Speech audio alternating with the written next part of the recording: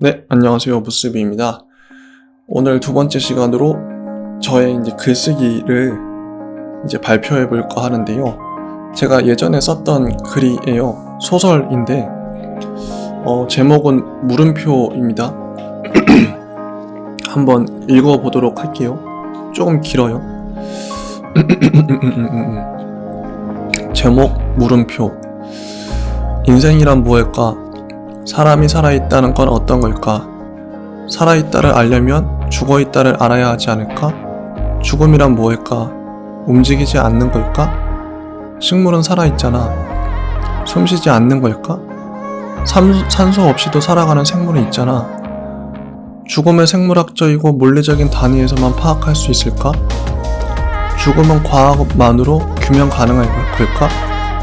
인간이 죽는다는 건 단지 숨이 끊어지거나 심장이 멎거나 뇌 활동이 정지되는 것 이상을 의미하지 않을까? 사람은 죽고 나면 어떻게 될까? 영혼이 될까? 천국이나 지옥이 갈까? 환생할까? 죽으면 그걸로 끝인 걸까? 역사상 아무도 죽었다 살아난 적이 없었기 때문에 애초부터 죽음은 증명 불가능한 영역 아닐까? 물론 예수가 죽은 지 3일 만에 부활했다고는 하나 증명할 방법이 없지 않나? 예수의 부활은 종교나 믿음의 영역이지 과학과 상식의 영역은 아니지 않나? 그렇다면 죽음이란 미지의 영역을 우리는 단지 상상만으로 응답할 수밖에 없지 않을까? 100사람이 100개의 죽음을 가정해서 말한다면 그런 답이 답으로서 대체 무슨 의미가 있을까? 우리는 하나의 합의에 도달할 수 있을까? 진리는 존재할까? 한 가지 답이란 게 애초부터 가능하긴 할까? 신이 죽어버린 시대, 각자가 신이 되어버린 시대에 진리는 이미 죽지 않았나? 그렇다면 우리는 죽음이나 생명, 인생, 사랑 등등의 무수히 많은 질문에 도저히 응답할 수 없는 걸까? 질문 자체가 잘못된 거 아닐까? 인생이란 무엇인가 물었을 때 지구상 70억 명의 인생을 논하는 게 되어버리면 거대 담론이 되어버리고 그 70억 명을 포괄하는 단 하나의 답만을 제출해야 할 것 같은 강박에 휩싸이게 되는데 그건 불가능한 도전 아닐까? 그렇다면 범위를 좁혀 나에게 인생이란 무엇인가? 인생이란 고통인가? 지옥인가? 사랑하기 위해 사는 것인가? 꿈을 이루기 위해 살아가나? 죽지 못해 사는 것인가? 태어났기 때문에 어쩔 수 없이 사는가? 우리는 단지 유전자의 대를 잇기 위한 도구로 기능하는 것인가? 인생이란 단어 속에 너무나도 많은 단어가 접혀 들어가 있어서 이 모든 질문에 일일이 답하기 위해서는 인생이 걸릴지도 모를 일이지 않나. 좀 더 간단 명료한 답을 찾을 수는 없을까? 범위를 좁힐 수는 없을까? 만약 인생은 고통이라 정의했을 때 우리는 어떤 구체적 사건을 떠올리며 그 사건을 한마디로 고통이었다고 유추해내는 것 아닐까? 그렇다면 인생이란 거시사를 논하려면 우리는 반드시 구체적인 사건인 미시사 하나만을 논해야 하는 게 아닐까?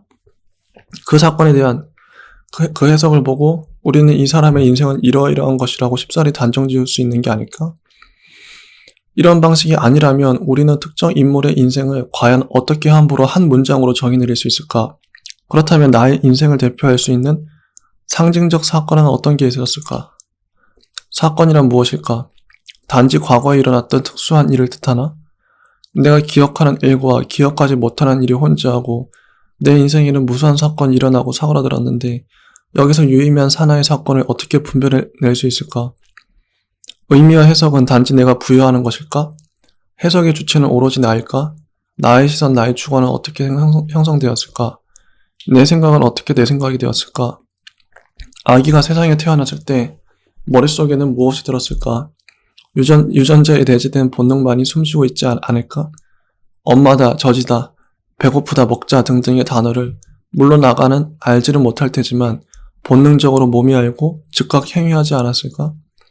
그런 아기가 만약 평생 아무 교육도 사회와도 인격적 접촉도 없이 홀로 어른이 된다면 어떤 세계관을 가지게 될까? 아마도 아이는 태어났을 적의 아이 모습 그대로 어른의 몸을 가진 아이가 되어 있지 않을까? 사람을 형성하는 것은 언어와 문화가 아닐까? 아이는 부모, 학교, 또래 집단, 사회의 영향을 두루 받지 않나? 그렇다면 나란 사람이 지금의 나가 된 원인을 그 모두에서 두루 찾을 수 있지 않을까? 나는 만들어진 나라고 정의할 수 있지 않을까? 나의 생각, 나의 세계관은 세상으로부터 주입된 것 아닐까? 그렇다면 나를 제대로 알기 위해서는 먼저 세상을 분석해 볼 필요가 있지 않을까? 필수적인 분석 요소로 부모, 가정, 학교, 교육, 매체, 인터넷 뉴스, 드라마, 영화 등 정치, 권력, 문화, 한국의 역사와 발전 과정 등을 일일이 따져보아야 하지 않을까? 특히 역사적으로, 맥락적으로 그 요소들이 어떻게 형성되었고 나에게 어떤 영향을 주었는지 파악해 보아야 하지 않을까? 이런 것을 세부적으로 파악하는 행위를 인문학 또는 공부라 하지 않나? 공부란 무엇일까? 우리가 부모의 강요, 국가의 강요로 어렸을 적부터 못 모르고 받아왔던 공부를 되새김질 해봐야 하지 않을까? 학생은 커리큘럼을 자기 뜻대로 정한 적이 단 한 번도 없지 않나? 국영수, 사회과학 등의 과목은 국가가 자기 권력의 요구에 맞게 일방적으로 일률적으로 편성하여 상명하더란 것 아닐까? 국가에 적합한 국민이 되기 위해 우리는 길들여진 게 아닐까? 공교육의 폐해는 익히 문제되어 왔지 않았나? 초등학교 6년, 중학교 3년, 고등학교 3년, 대학교 4년, 총 16년 동안 공교육을 받아온 나는 어떤 인간으로 성장했을까? 나를 비롯한 우리 또래에 내면화된 대표적 인간형은 어떤 게 있을까?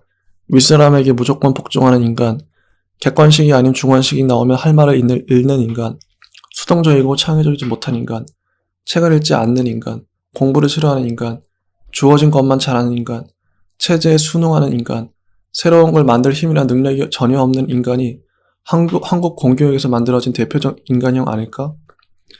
그렇다면 새로운 공부란 어떻게 가능할까? 기존의 이데올로기를 극복할 수 있는 공부는 가능할까? 고전에 그 답이 있지 않을까? 인류의 오래된 지혜에서 답을 얻을 수 있지 않을까? 동양 고전은 이른바 주역, 논어, 도덕경부터 시작하고 서양 고전은 플라톤과 아리스토텔레스의 저작부터 시작하지 않나. 이런 책들을 도서관에서 빌리거나 인터넷 서점에서 사서 혼자 읽으면 그만 읽을 걸까? 공부를 혼자 할 수 있을까? 공부는 함께 하는 게 아닐까? 옛 서당처럼 동지들이 있고 가르쳐주는 선생님이 계셔야 하지 않을까? 좋은 동지와 선생님을 어떻게 어디서 만나느냐가 성공적인 공부의 관건이 아닐까? 플라톤에게는 소크라테스가 있었고 바울에게는 예수가, 맹자에게는 공자가 스승이었지 않았나? 반드시 훌륭한 스승을 만나야 훌륭한 제자로 성장하는 게 아닐까? 그렇다면 우리의 인생의 관건은 좋은 스승을 찾아 나서고 만나는 게 아닐까? 좋은 스승을 어떻게 만날 수 있을까? 좋은 스승의 기준은 무엇일까? 말을 잘하면 참된 스승일까? 글을 잘 쓰면 잘난 스승일까? 말을 잘하고 글 잘 쓰는 사람은 세상에 널리고 널리지 않았나?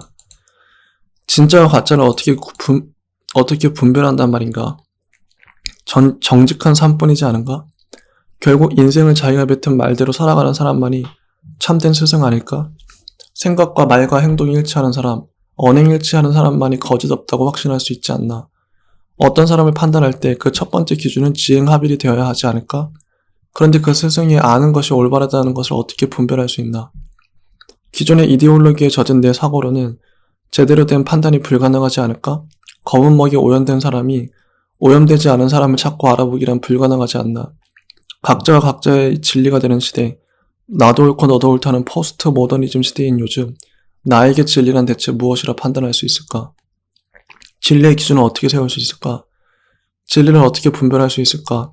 교회 다니는 사람은 성경이 기준이 되고 절에 다니는 사람은 불경, 이슬람 교회는 코란이 진리의 기준이지 않을까?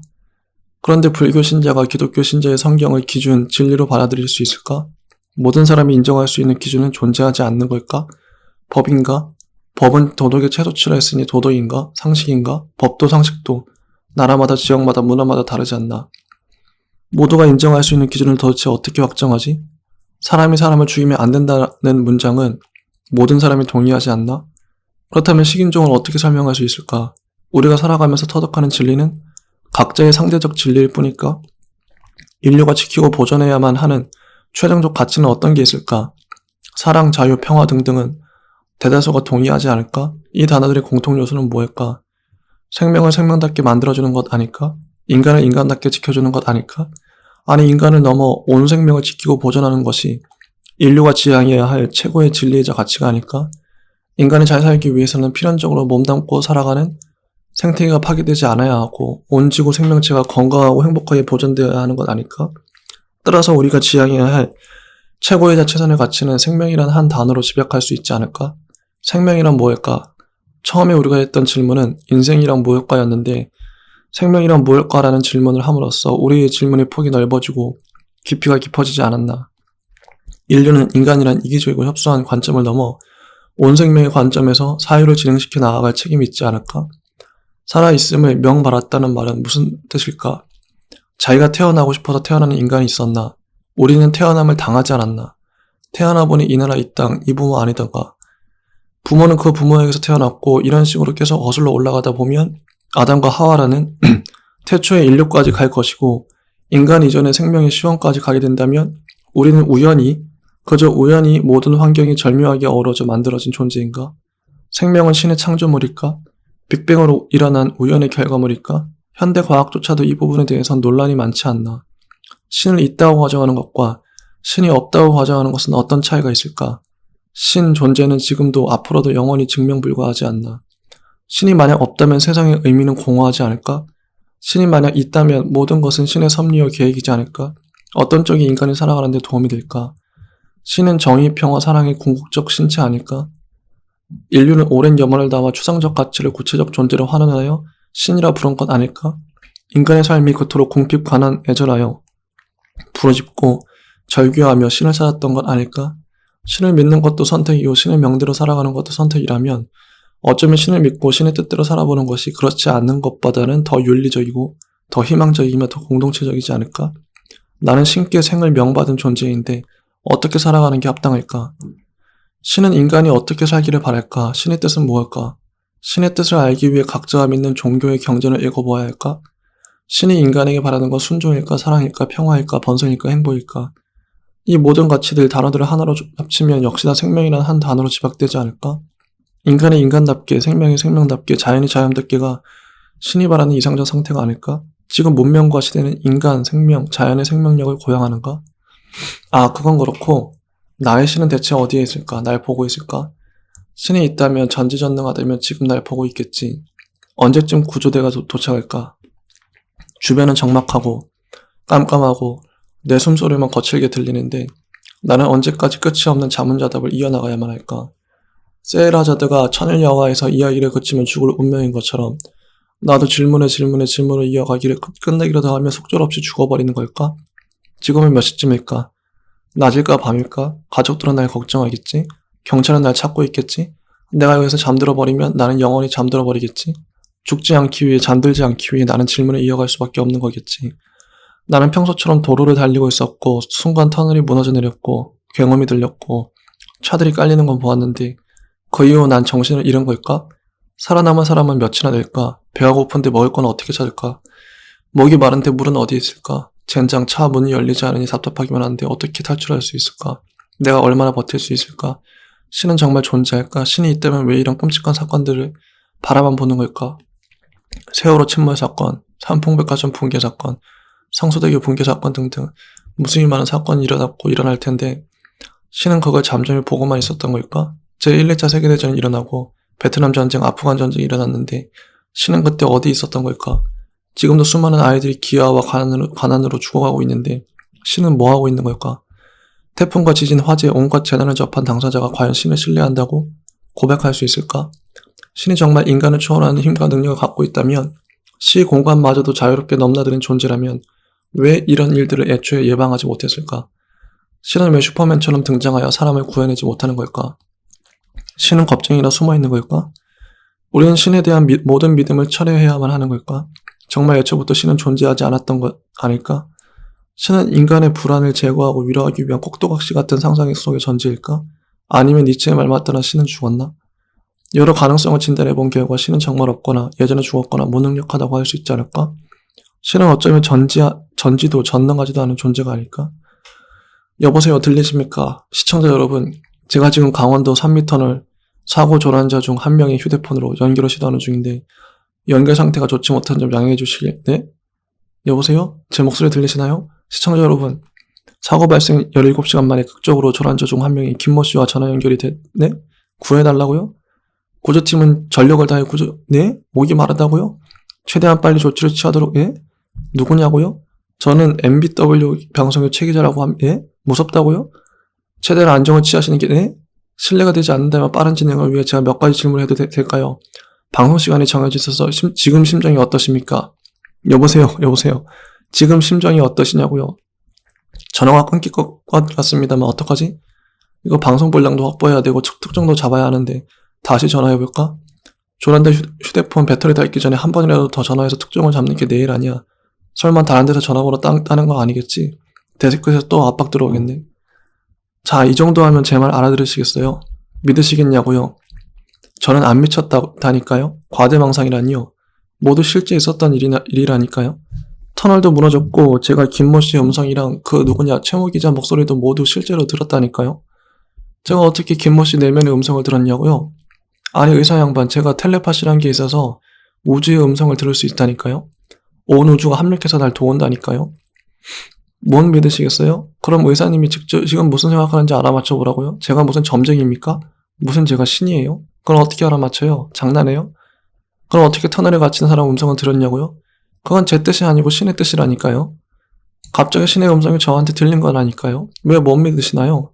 신이 우연히 그 사람과 저를 하나에 보이지 않는 띠로 이어준 거라니까요? 언제부터 그랬냐고요? 어렸을 적부터 그랬는데요. 그냥 알도 못하는 상황이 눈에 보이고 그 머릿속에 음성이 들리는 거라니까요. 몇 번을 말해야 알아들어요. 그걸 내가 과학적이고 의학적으로 설명할 수 있으면 여기 안 있지. 안 그래요?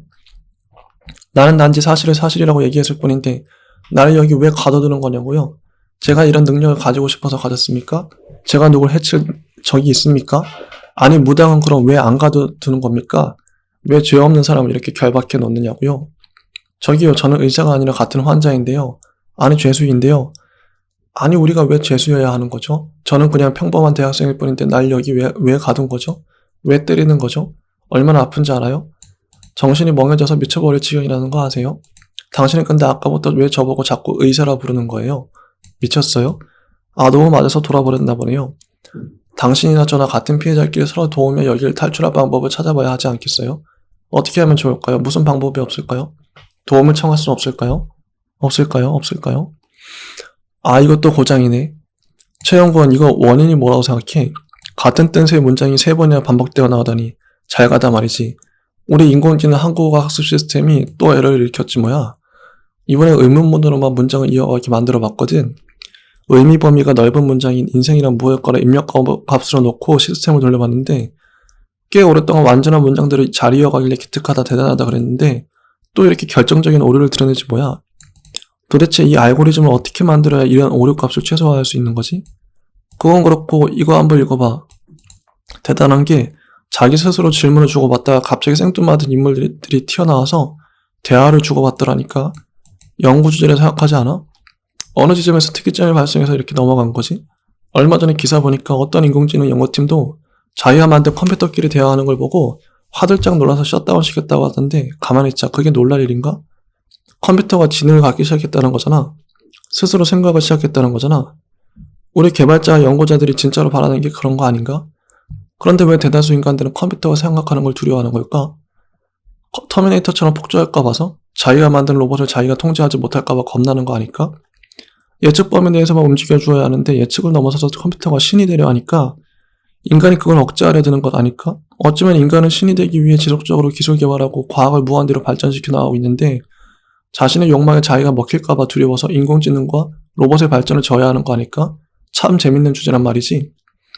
아, 이제 생각을 이어가는 것도 지긋지긋하단 말이지. 한 100년 전 생각했나? 나는 내 맘대로 죽을 수도 없으니 말이야. 나의 뇌를 기부한 지 몇 년이나 흘렀을까? 과학자들은 나의 뇌에서 언어와 이미지들을 잘 추출하여 인류과학 발전을 위해 유용하게 활용하고 있겠지? 나는 한때 노벨과학상도 수상할 만큼 당대에 손꼽히는 인재였는데 신체적 생물학적 나이가 한계에 다다라서 그냥 죽어 땅속에 나의 천부적인 뇌를 썩혀버리기는 아까웠단 말이지.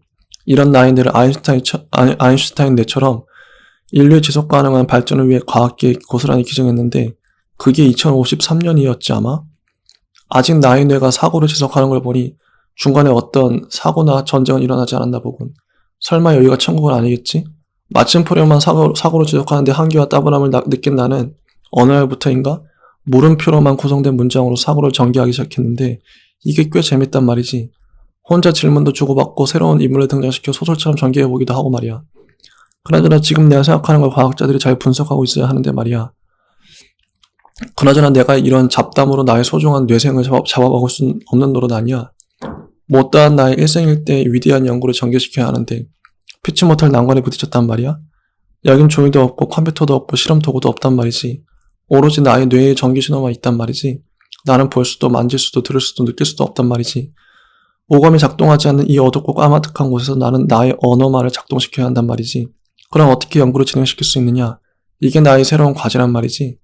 나는 홀로 관객도 없는 연극 무대에 올라서 끝나지 않는 독백을 무한대로 주고받아야 하는 운명일까? 외로워도 사람을 만날 수 없고 자고 싶어도 잘 수 없는 태초의 우주처럼 어둠만 지배하는 공허한 삶만이 지속되어야 하는 걸까? 죽고 싶어도 죽을 수 없는 나는 앞으로 생각만을 반복하는 기회가 된 걸까? 이게 21세기의 천재과학자 나젤라 박사님의 뇌란 말이지. 그냥 딱 봐도 뇌인데 말이야. 박사님이 돌아가신 지 이제 겨우 한 달밖에 안 지났는데 이 뇌를 어떻게 처리할지 참 고민이란 말이지. 뇌가 아직 썩고 있지 않아서 다행이긴 한데 뇌의 전기 신호를 어떻게 해독할 수 있을지 장치도 마련되지 않았고 박사님이 말하는 인류과학 발전도 아직 더딘 것만 같고 말이야. 그나저나 정부의 과학 보조금 지원은 언제 나오는 거야? 이 뇌도 참 골칫거리란 말이지. 언론에서는 제2의 아인슈타인 뇌 사건이 나왔다고 연일 보도를 터뜨리지 않나. 과학계에서는 어떻게든 뇌를 세계화 발전을 위해 써먹어야 한다고 호들갑이지 않나. 유가족들과 정부는 어서 빨리 추모공원과 과학관 건립을 서둘러야 한다고 야단이지 않나. 다들 뇌에는 관심이 무지하게 있는데 정작 이 과학자의 살아생전 삶에는 별 관심이 없는 것도 같고 말이야. 어떻게 죽은 몸이 살아있는 몸보다 더 유명세를 타는 거지? 신기하단 말이지. 아, 과제가 정말 버겁네. 교수님은 나의 이런 답답한 마음을 아실까? 어떻게 국문학과 교수라는 사람이 의문문만으로 된 소설을 써오라고 학생들에게 요구할 수 있는 거지? 물론 나야 어쩔 수 없이 내가 아는 모든 지식을 총동원해서 어거지로 이 지면을 채우고 있긴 한데 아직도 페이지가 3페이지나 더 남았잖아. 앞으로 몇 명이나 더 등장시켜야 하는 거야. 소설로서 구조는 괜찮은 거겠지? 이런 걸 작품성이 있다고 할 수 있을까? 어쨌든 이번에 A+는 받아야 한다 이 말이지. 가만히 있자. 교수님이 이런 스타일을 좋아하시던가? 학점을 잘 받으려면 내가 좋아하는 소설을 쓰는 게 아니라 교수님이 좋아하는 소설을 쓰는 게 정답이잖아. 안 그래? 아니 기업에 입사 지원할 때도 인사 담당자들이 좋아할 만한 자기소개서를 써야지 뽑히지. 지원자만 신나서 쓰면 100이면 100 떨어지지 않겠어? 타산지석이 안 됐구나 내가. 지피지기면 100점 100승이나 했거든. 내가 전략을 잘못 세웠구나. 교수님이 쓴 글부터 열심히 읽어봐야겠는데. 그럼 이번 소설은 꽤 흥미롭네. 요즘 학생들이 우리 때와 다르게 신선한 발상이 있단 말이지. 역시 젊은 게 최고라니까. 나이 들면 예전에 자기가 했던 스타일을 못 벗어나고 자기 작품을 표정만 바꿔서 답습하고 반복한단 말이지. 사람이 자기 틀을 깨기는 참 어려운 것 같아. 그런 의미에서 지속적으로 쇄신하는 작가들을 보면 참 대단하단 말이지. 얼마든지 성공 답안을 붙들고 안정적으로 밀고 나갈 수 있는데 모험에 성큼 발을 내딛는 그 패기란 대단하단 말이야. 나도 교수로서 대학 20년을 몸담았는데 어느새 젊을 때 그 패기와 열정, 호기심이 사그라들어가는 것 같아서 안타깝단 말이지. 가만 보니 이 친구 소설도 아주 흥미롭구만 그래. 나는 소설가로서 첫 소설을 연재해야만 하는데 어떤 게 좋을까? 처음인 만큼 강한 임팩트를 줘야겠지? 뭔가 창의적인 소재가 없을까? 소재보단 형식을 바꿔보는 건 어떨까?